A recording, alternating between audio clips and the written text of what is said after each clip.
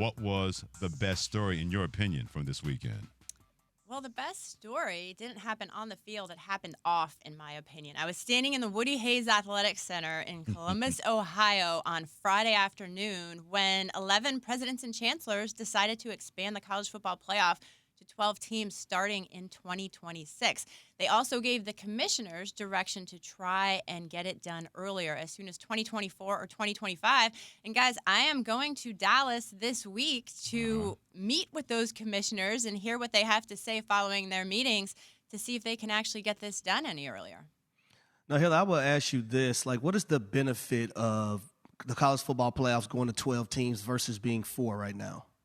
The benefit, as they have said, is greater participation amongst the student athletes, more teams involved. And I will tell you guys, one of the biggest winners is the group of 5 here, because under this format, it's the 6 highest ranked conference champions and the next 6 highest ranked teams. So there's obviously 5 group of 5 teams, and then you have 5 Power 5, then you have that one additional spot. It's going to go to the Cincinnatis of the world. And remember, last year, Cincinnati had to be perfect. We're not talking about Cincinnati this year because they lost to Arkansas in week 1. They had to be perfect last year. They had to win their conference championship. They had to beat Notre Dame. Notre Dame had to be good.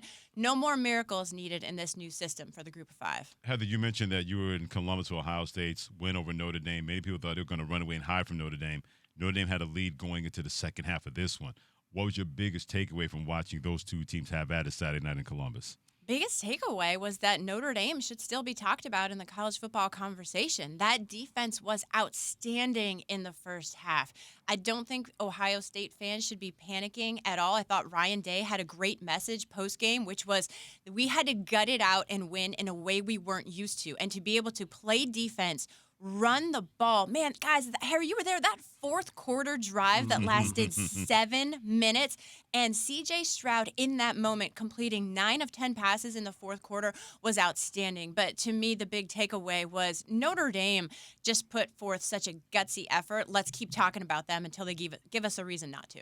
Yeah, and I'm eyeing the game. I'm banking on Notre Dame winning for the big matchup against Clemson. That's if Clemson can win and stay undefeated up until that point. November 5th, Freddie, I think that game is in South Bend. Yeah. I think that's a game to look out for. But I think Ohio State and Jim Knowles coming over from Oklahoma State, Heather, you've seen his implement, his stamp within that game, the blitzes that he dialed up. What did you think about the performance of Ohio State's defense, especially in the second half? I thought that the narrative switched because last year when we were talking about Ohio State, the question was, can the defense be any better? And it was outstanding.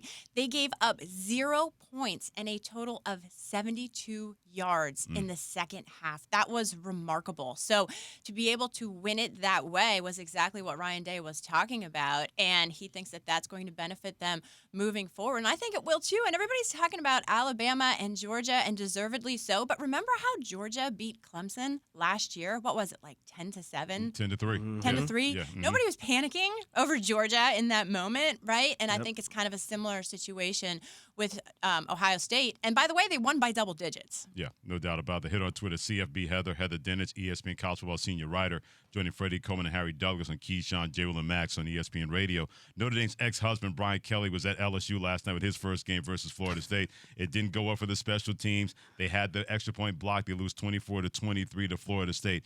It was not the debut that, of course, he was looking for. What did you think about what you saw from opening night for Brian Kelly as LSU's head coach? Dear LSU fans, if you're surprised by this, you shouldn't be, because anyone who paid attention to Brian Kelly last year, guys, they were lucky to beat Florida State last year. This was like deja vu for Brian Kelly, except in a different color shirt. I mean, last year they beat Florida State overtime. Notre Dame did.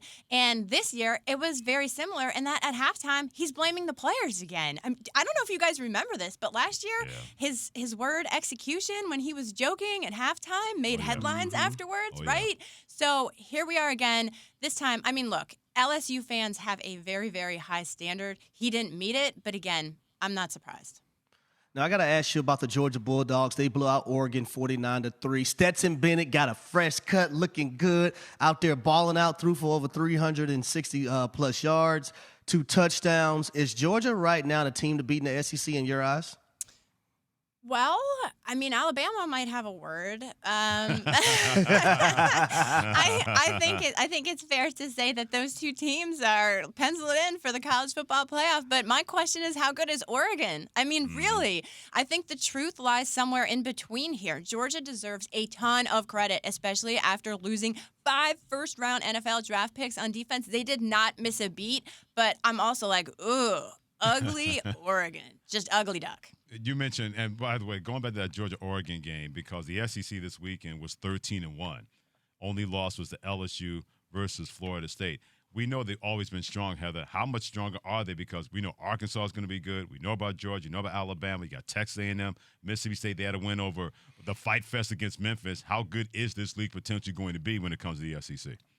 Well, again, top dog. I mean, there's no other conference in the country that has a better chance right now of sending 2 teams to the college football playoff, according to the All-State Playoff Predictor. And Alabama and Georgia are the 2 teams with the highest chances to not just get to the playoff, but win the national title. And so, yes, Arkansas was in a dogfight with Cincinnati. I thought that was a really good game. But definitely, when you look at these teams, I'm excited to see what Texas A&M down the road does against Miami. But you know how it goes. These guys eventually beat each other up. Everybody does once conference play begins, and I'm curious as to how these races shake up. But obviously, Georgia-Florida is going to be a pretty fun game to watch now, isn't it? Yeah, by 2026, the SEC probably have like all the 12 teams in the college football playoff, which will lead to more expansion if that happens when it comes to the SEC and the 12-team playoff. That's going to happen.